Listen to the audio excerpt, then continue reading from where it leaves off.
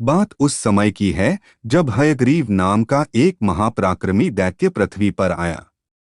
उसने सरस्वती नदी के किनारे जाकर मां भगवती को प्रसन्न करने के लिए तपस्या करनी प्रारंभ कर दी। अन्न जल का त्याग कर वह महामाया के बीज मंत्र का कठोर जाप करता रहा। उस समय उसने सभी सांसारिक भोगों का त्याग कर दिया था। दिन रात वश माता को प्रसन्न करने के लिए मंत्र का जाप करता रहता था। उसकी इस कठिन तपस्या से प्रसन्न होकर माता तामसी शक्ति के रूप में उसके सम्मुख प्रकट हुई। प्रकट होकर मां ने कहा, हे वत्स, मैं तुम्हारी तपस्या से अति प्रसन्न हुई।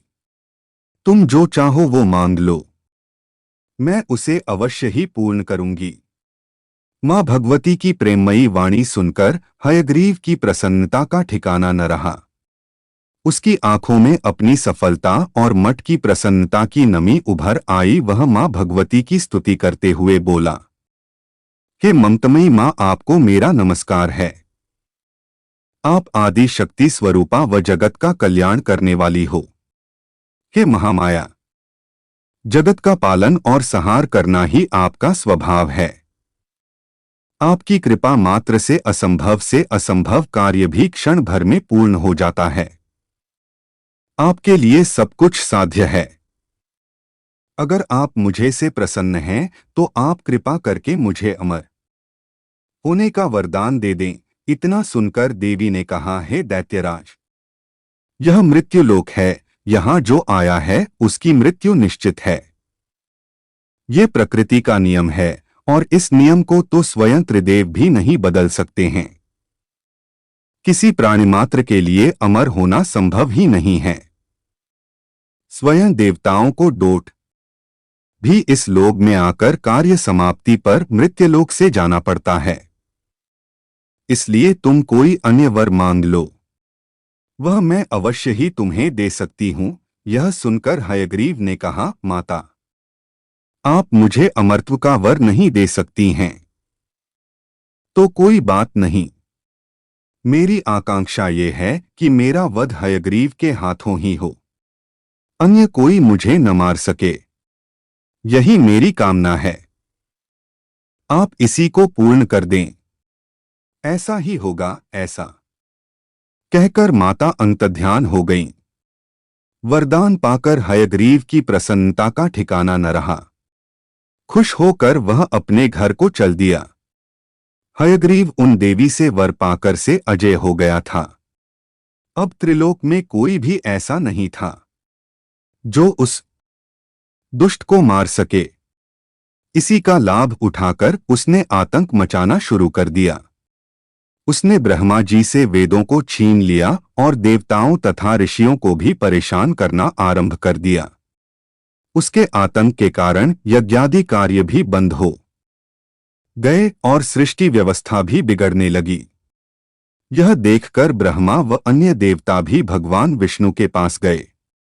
वहां जाकर देवताओं ने देखा कि विष्णु जी योग निद्रा में निमग्न थे।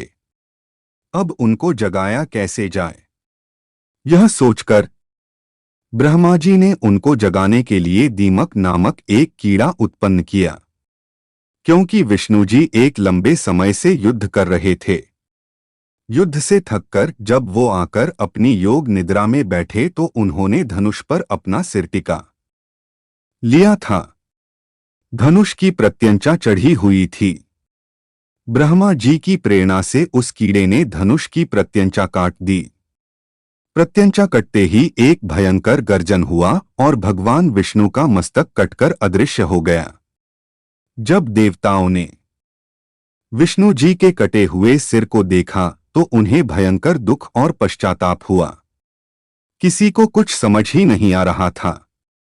भगवान के सिर रहित धड़ को देखकर देवताओं के दुख की सीमा न रही। तब सभी देवताओं ने इस विचित्र घटना को देखकर भगवती की स्तुति करने लगे। उनकी प्रार्थना सुनकर देवी भगवती प्रकट हुईं। उन्होंने कहा, देवताओं, तुम तनिक भी चिंतित मत हो, मेरी कृपा से तुम्हारा मंगल ही होगा। तब माता ने ब्रह्मा जी से कहा, ब्रह्मदेव, अब आप एक घोड़े का मस्तक लाकर विष्णु जी के धड़ से जोड़ दें। इससे भगवान का हयग्रीव अवतार होगा और वे उस रूप में आकर ही उस दुष्ट हयग्रीव दैत्य का वध कर सकेंगे। ऐसा कहकर भगवती अंतर्ध्यान हो गई। भगवती की आज्ञानुसार उसी क्षण ब्रह्मा जी ने एक घोड़े का मस्तक उतारकर भगवान के उस सिरहीन धड़ से जोड़ दिया। भगवती के कृपा से उसी क्षण भगवान विष्णु का हयग्रीव अवतार हुआ। फिर भगवान विष्णु ने हयग्रीव दैत्य से भयानक युद्ध किया। अंत में भगवान के हाथों हयग्रीव की मृत्यु हुई। हयग्रीव को मारकर भगवान ने चारों वेदों को ब्रह्मा जी को सौंप दिया।